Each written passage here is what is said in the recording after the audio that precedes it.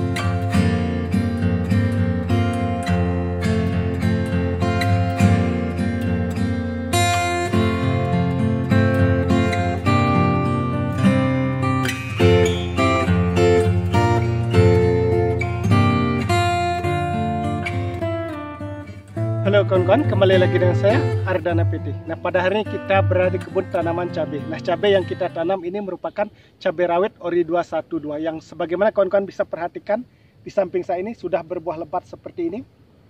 Nah, tanaman cabai ini merupakan cabai rawit Ori 212, yaitu tanaman di lahan yang kedua. Karena kita menanam cabai rawit khususnya ada beberapa tempat, yaitu di lahan pertama tanaman cabainya sudah berbuah dan bahkan sudah melakukan pemetikan. Sedangkan di lahan kedua ini memang cukup ekstrim sebenarnya kita menanam cabai ini. Nah, mengapa saya katakan ekstrim? Karena menanam cabai rawit Ori 212 yang kita tanam ini adalah kita tumpang sari dengan tanaman timun.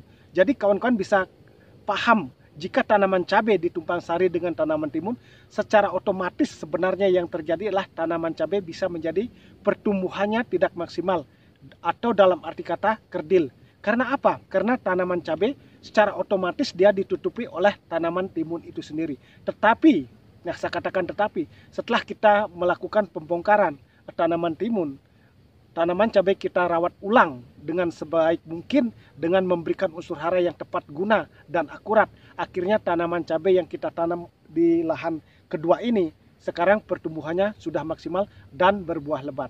Nah, khususnya kawan-kawan di hari ini atau di cuaca yang sangat panas luar biasa sekarang ini, memang kita sebagai petani tidak pungkir sekarang kawan-kawan, cuaca di setiap daerah itu tidak menentu. Ada sangat panas luar biasa, ada hujan. Nah, tetapi di tempat kami ini cuacanya panas luar biasa kawan-kawan. Bahkan tanaman kalau di siang hari itu sudah mengalami yang namanya kelayuan. Nah, oleh karena itu kita harus melakukan perawatan yang tepat guna dan akurat dan memberikan unsur-unsur hara yang dibutuhkan tanaman khususnya di musim kemarau ini.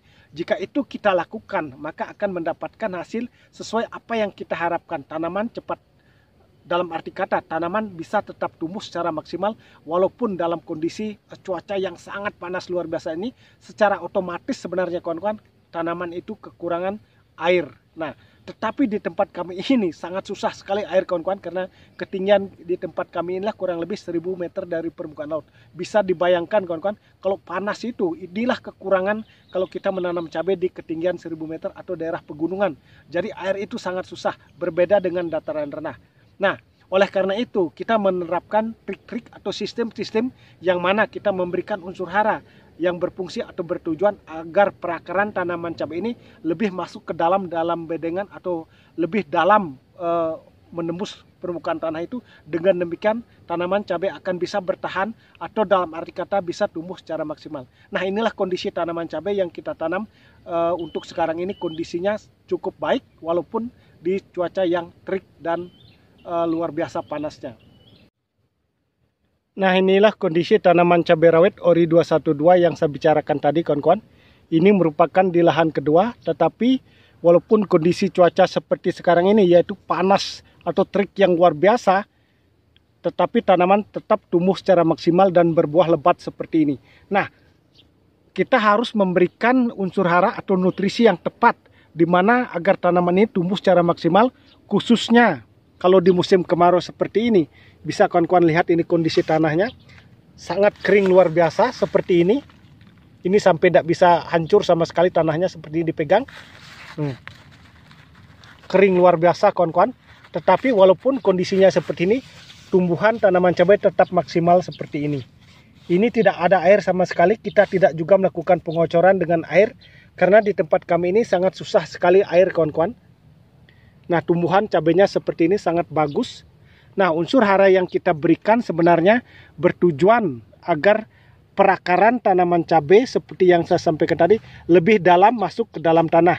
Dengan demikian secara otomatis akan lebih banyak dia menyerap unsur hara yang berada di dalam tanah. Sehingga pertumbuhan tanaman cabai tetap maksimal walaupun kondisi cuaca yang sangat ekstrim seperti sekarang ini, panas yang luar biasa. Nah, ini kondisi tanamannya kawan-kawan. Jadi bunganya sudah cukup lebat luar biasa seperti ini.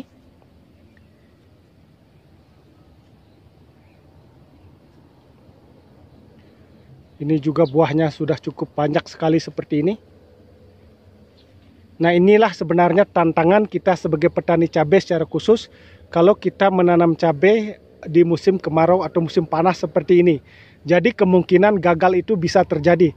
Nah, untuk mengatasi agar kita tidak gagal dalam budidaya tanaman cabai khususnya di musim kemarau ini, seperti tadi saya sampaikan, kita harus paham atau harus mengerti tentang nutrisi yang dibutuhkan khususnya di musim kemarau.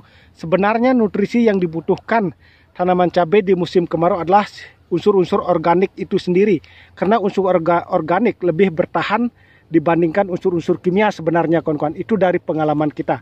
Nah, kita selalu menggunakan yang namanya unsur organik atau pupuk organik cair sebenarnya kawan-kawan di dalam budidaya tanaman cabai. Nah, yang kita gunakan adalah asam amino. Ini sangat bagus sekali pupuk organik cair ini di musim kemarau. Karena dengan demikian pertumbuhan tetap maksimal. Seperti ini dia. Nah, merek yang kita gunakan Pigorin, dan kita menggunakan asam amino ini selalu kita mix dengan yang namanya suplemen tanaman, yaitu fosfat cair seperti ini. Nah, merek yang kita gunakan adalah Mordenpool. Ini sangat bagus sekali, yaitu memacu perakaran dan tunas, menebalkan dan memperkuat daun, merangsang pertumbuhan bunga. Jadi yang fungsi yang utamanya sebenarnya adalah memacu perakaran dan tunas. Itu sangat penting sekali di musim kemarau juga, selain asam amino. Nah, seperti tadi saya sampaikan, dengan demikian otomatis kalau kita memberikan asam amino dan fosfat itu, bila kita gabungkan menjadi satu, maka secara otomatis perakaran akan sangat kuat. Jadi nutrisi yang dibutuhkan tanaman, yaitu unsur-unsur organik dari asam amino ini, mampu bertahan walaupun dalam kondisi kemarau seperti ini.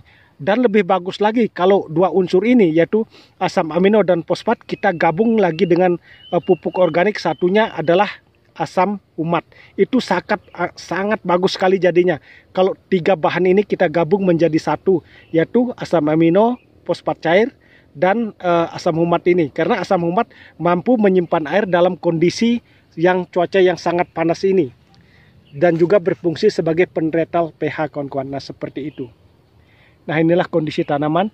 Jadi kita di sini hanya berbagi pengalaman kawan-kawan agar tanaman tetap sehat dan tetap subur. Nah, khususnya untuk menjaga agar tanaman buah cabai khususnya tidak rontok, kita juga harus memberikan melalui pengocoran maupun penyemprotan kawan-kawan. Nah, kita sering melakukan pengocoran 2 minggu sekali dengan menggunakan yaitu kalsium dan boron. Kita langsung kocor di lubang tanam ini dengan dosis 3 sendok makan untuk takaran 20 liter air. Nah, seperti itu. Begitu juga dengan fosfat ini yang berfungsi memacu perakaran dan tunas, mendebalkan dan memperkuat daun, juga merangsang pertumbuhan bunga. Dan kita mix dengan asam amino ini, kita juga melakukan pengocoran dengan dosis 3 tutupnya ini untuk takaran 14 liter air. Nah, seperti tadi saya sampaikan, selain melakukan pengocoran dengan asam amino, fosfat, dan juga selain melakukan pengocoran dengan kalsium dan boron, kita juga melakukan penyepraian kawan-kawan dengan unsur kalium, fosfat, dan boron. Nah, itu sangat penting sekali. Nah, di mana berfungsi agar buah seperti ini tidak rontok juga, agar juga bunga-bunga seperti ini tidak mengalami kerontokan. Nah, yang kita pakai itu adalah seperti ini. Nah, kita pakai unsur ini adalah suplemen tanaman juga di fase generatif adalah kita pakai Kalinet.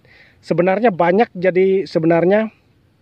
banyak unsur-unsur yang ada di dalam merek-merek obat itu. Nah, kebetulan yang kita pakai yang ada di tempat kami ini adalah mereknya Kalinet seperti ini, kawan-kawan.